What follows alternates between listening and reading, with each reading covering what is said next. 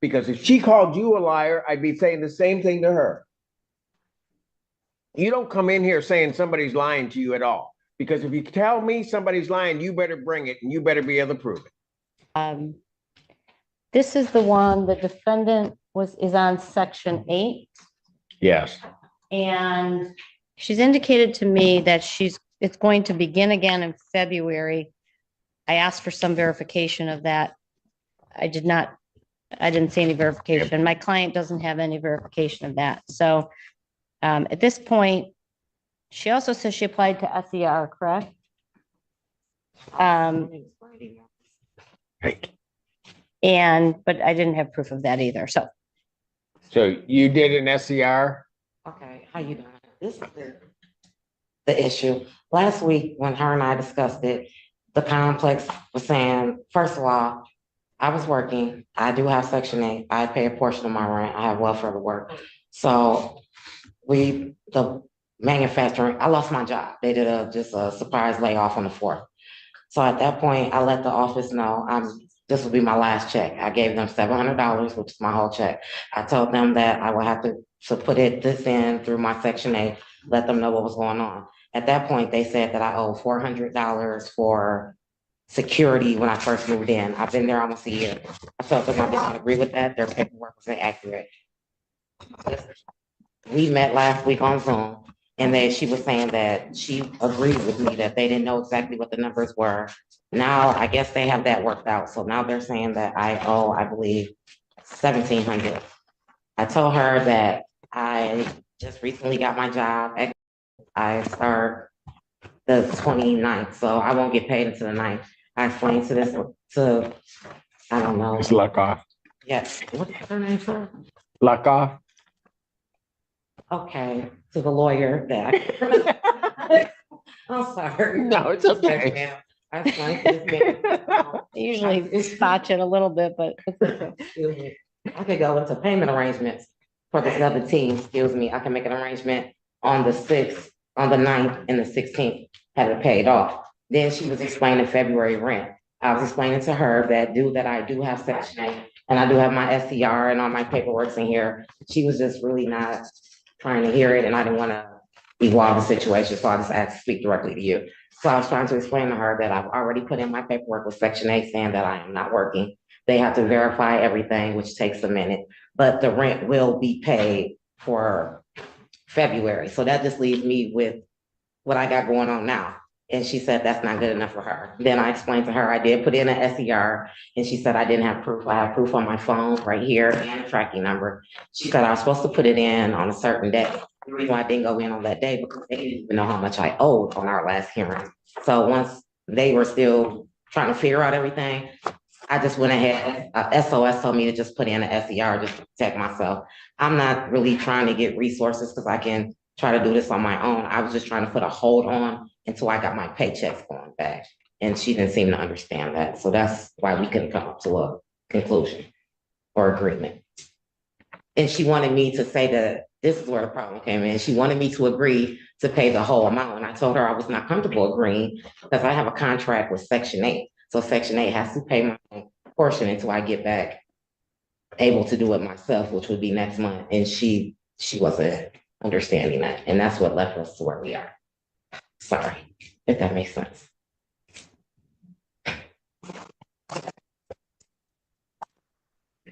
Is the claim 1731? yes, 77? yes. Thank you. And I would ask for entry of a judgment at this juncture, Your Honor. I don't believe the paperwork was submitted to the court like Judge Barr indicated had to be. That's plaintiff's position and request. I would like an adjournment because I submitted it and Submitted what? I submitted the SCR and I Did you bring it over to the court? No, because at the time we went to court. I think they said that it had to be due on Wednesday. We didn't even know they were still trying to figure out what was the amount that was owed because last time we were here, you and I both agreed that. Okay, but how much was supposed to be submitted? Well, not submitted. How much? Let me go back to the SCR. What date did you do your SCR? I did my SCR Wednesday night, which means it went through Thursday morning, Wednesday night being the 10th. last week. Should have been the 10th. I'm sorry. The 10th of January? The day after we had court. I just have a tracking number. You had court on the what? It was last week, Your Honor. It was on the 12th. So you had your SER in before that No, I date? had it the day after court. Court was on a Friday, Your Honor. Well, Monday, I'm sorry, the next following day. I did it So after, you did it on MLK Day? I believe so, on the internet. I have the track. Okay, gotcha. So let me ask you this, and Ms. Lookoff, maybe you can clarify this because this has been coming up for me. At the first hearing, when they're told they need to do that, are they telling them that they need to also have the form? Yes, they're telling them they need to submit the form within 5 days to the court. That's not what was told to me. They didn't even have they were still trying to figure out my security deposit. And this, No. I'm talking about your form that grants a stay. I didn't know anything about that, and I tried to explain that to her today. They told me to put in an SER, and that's what I did. Judge Barr does. Who told you this? FOA. Because we didn't even think that we were going to have to go this far. Yeah, I know SOS told you that. I'm trying to figure out why the forms aren't being filed with the court. Hey, all right.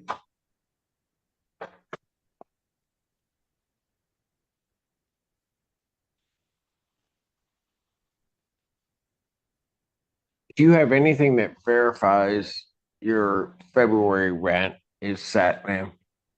From Section 8. Yes. I just have the paperwork, the change of packet I put into Section 8. And I have an email from my worker saying that she's working on everything. I didn't know that I had to have something saying. No, To verify everything. I'm waiting on Section 8. But I've done everything on my part. and did you, your SER, there's been no determination on that. Not that I know of, sir. No. So what's your intent, or how would you get the 1731 paid?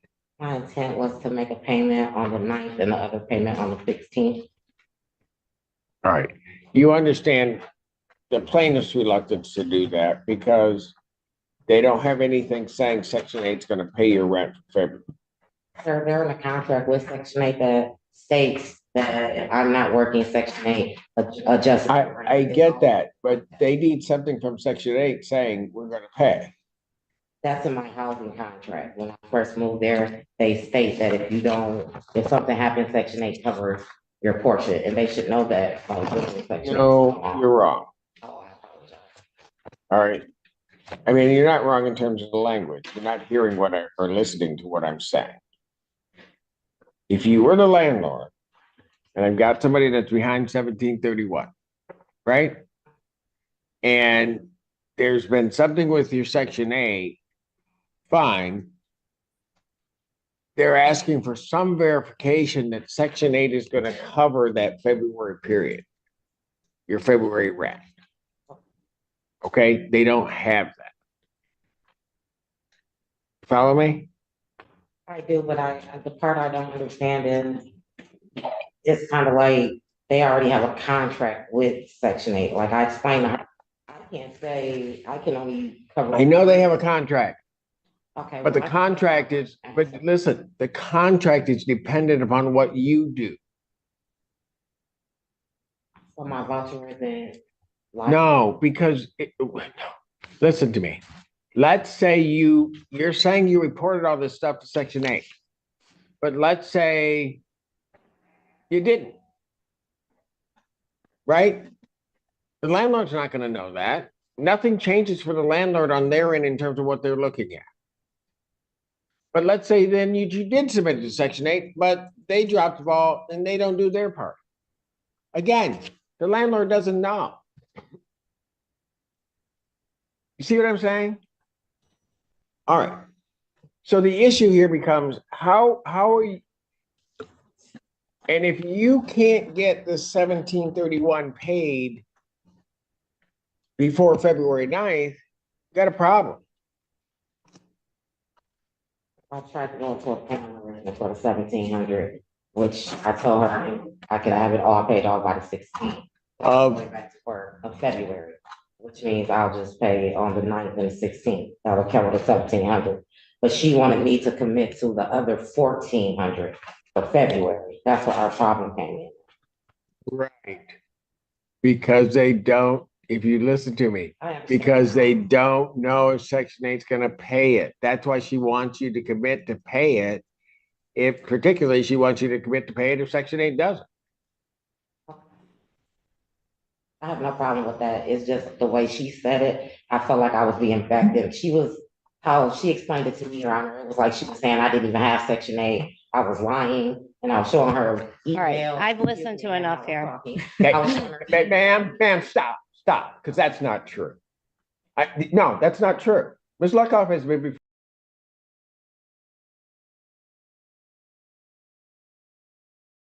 Case People versus Jeffrey Bloom. This is the prosecuting attorney Morgan Barossa on behalf of the people. Good morning, Assistant Public Defender Lauren Perny on behalf of Mr. Bloom. Mr. Bloom, can you state your name for the record? Excuse me, Your Honor. Yes, ma'am. My name is Jeffrey Bloom, and I have asked to disqualify the Public Defender's Office. I was referred for a competency exam when I did so, and didn't receive the competency exam. But I made this part of record on November 1st. I have contacted the Public Defender's Office multiple times, Your Honor, and no one will accept my call because they're saying they don't handle my case.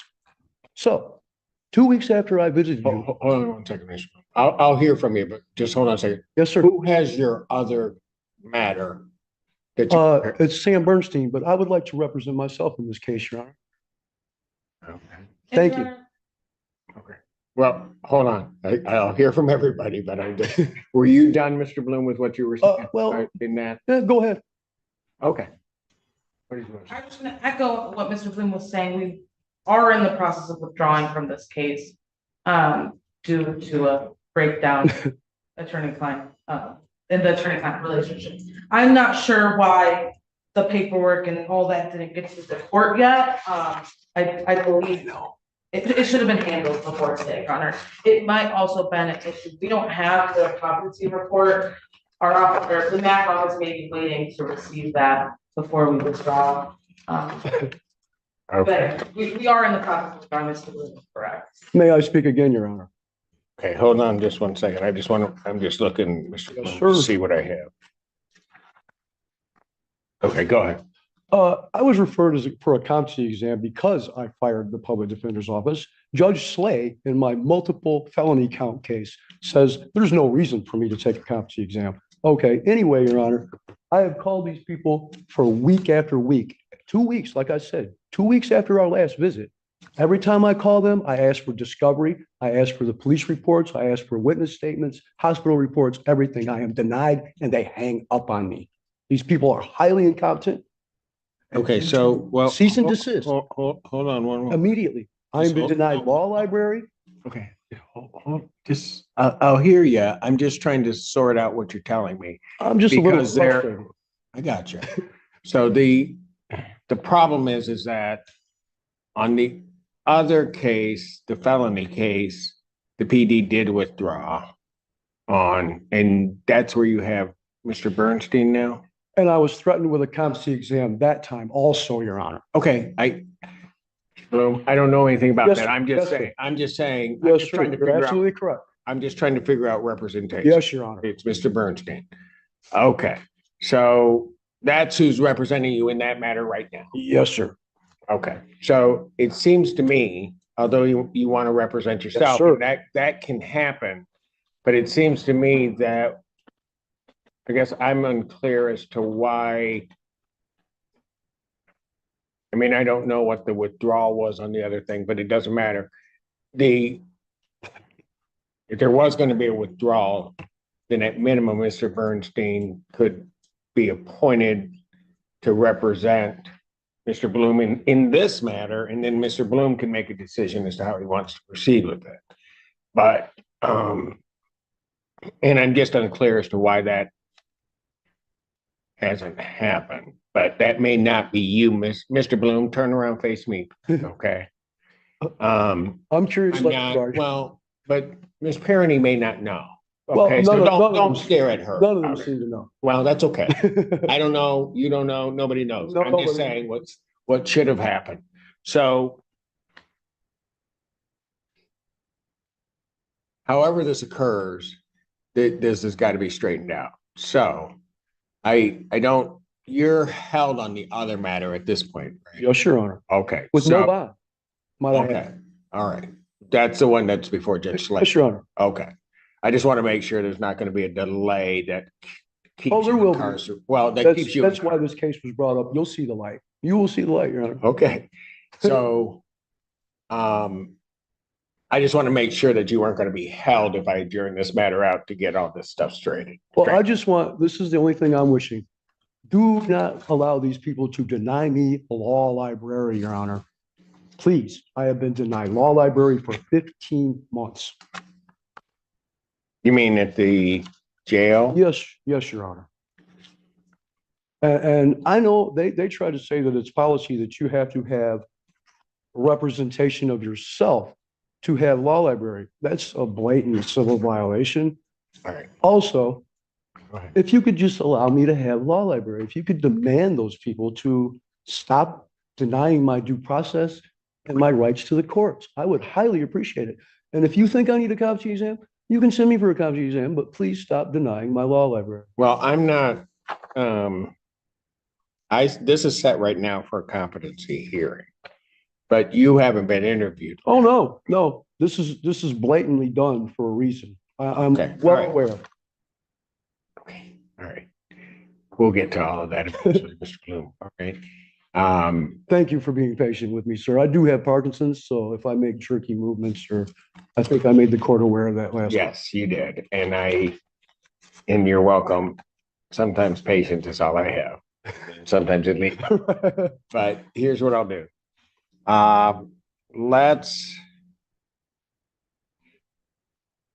Let's put this out to the 7th. I don't. I have court with Judge Slay on the 8th. Hold on. I just want to make sure. So I think this is going to be another issue. I just want to make sure. Okay. So, oh no, I do. Okay. So I have an order. At first glance, this looks like a straightforward landlord-tenant dispute. But as the hearing unfolds, it quickly becomes clear that the real issue isn't just unpaid rent. It's communication, documentation, and timing. The tenant explains that she recently lost her job due to a sudden layoff and immediately informed both her housing assistance program and her landlord. She insists she's doing everything required, including filing paperwork with Section 8 and seeking emergency assistance. From her perspective, she's acting responsibly and trying to keep up with her obligations despite unexpected financial hardship. But the landlord's side sees a different problem. They aren't questioning her story. They're questioning the lack of verification. Without official confirmation that future rent assistance will be approved, they're being asked to take a financial risk. And that's where the conflict begins. As emotions rise, the judge steps in to separate facts from frustration, focusing on one critical question. What can actually be proven today? Mr. Bloom, hear me out, It's not okay? But hold on, just hear me out. To get rid of the competency order that's in my file. Okay, That's what you follow me? I got you. So if the MAC office, I can't direct them to do it. If they put Mr. Bernstein on that case, there's no competency in the other matter, try to get rid of the competency in this one. And then if you want to represent yourself, then I can entertain that motion. Can you stop the denial of the due process? Please. That's not, I'd have to have a full-blown hearing on it, Mr. Bloom, and I'm not going to do that. Oh. Because I'm not going to do that only because right now, if their policy is, we may be able to get you there, It's an illegal policy. Mr. Bloom. I don't mean to be a problem, Your Honor. No, you do. But one thing, Mr. Bloom, how come we start out, no, just listen. How come we start out so well? And then I hear you, no, just listen. And then, no, just listen to me. We start out so well. And then I try to get you to where you kind of want to be.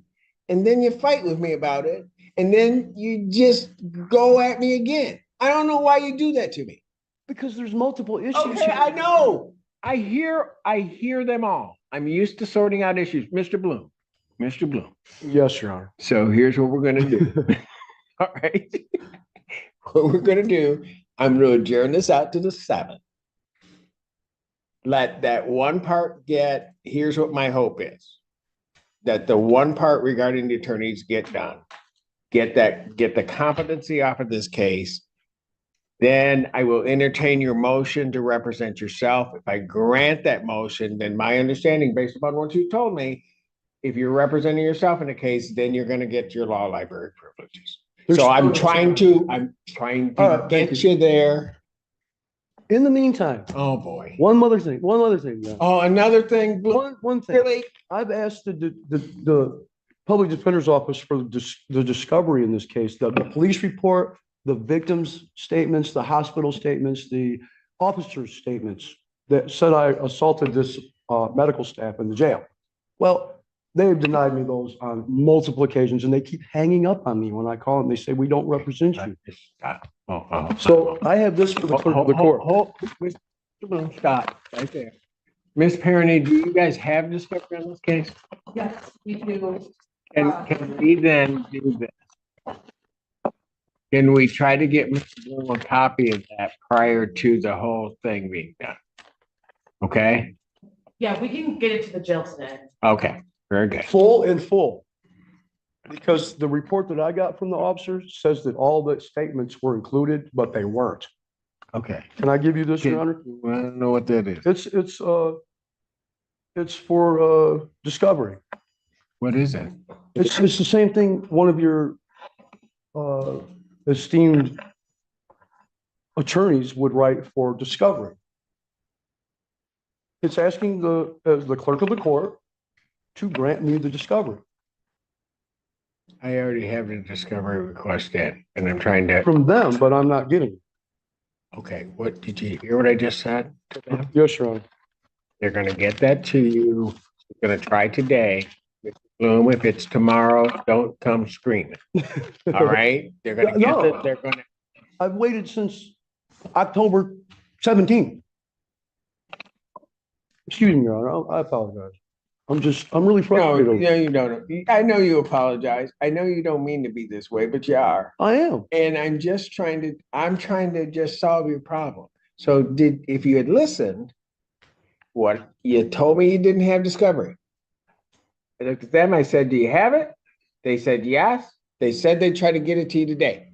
I can't deal with what happened in the past. But they I said can't, that. okay, I know, Mr. All right, Bloom, all right. Mr. Bloom. It's all good. I can only So solve what the if they problem come- that's in front of me. So I write a grievance on them then, right? I write a. Well, I don't Bar know that you Association? want to do that. All I want is you to get the discovery. If you're telling me that's your problem, then I'm trying to solve your problem. All right, thank you. Appreciate it. I almost hate to ask this, but there's nothing else, is there? Well. No. Good. Mr. Bloom. There is one more thing, Your Honor. Oh. I'm being denied a dental extraction because I do not believe in taking injections in my mouth. And they're telling me that for that reason alone, they are denying me an extraction. This is the turning point of the hearing. The judge carefully explains a concept that many tenants and landlords struggle with during housing disputes. Assumptions aren't evidence. Even if the tenant genuinely believes Section 8 will cover future rent, the landlord still needs official confirmation before relying on that expectation. What's interesting is that the judge isn't accusing anyone of dishonesty. In fact, he repeatedly tries to slow the conversation down and make sure both sides understand each other. The tenant feels she's being doubted, while the landlord feels they're being asked to trust information they can't verify. That's a common courtroom challenge. People often focus on what they know to be true, but judges must focus on what can be documented and proven. By this stage, the disagreement is no longer about whether the tenant is trying to pay. It's about whether there is enough evidence available right now to justify delaying enforcement while waiting for assistance decisions to be finalized. The outcome may depend less on promises and more on paperwork.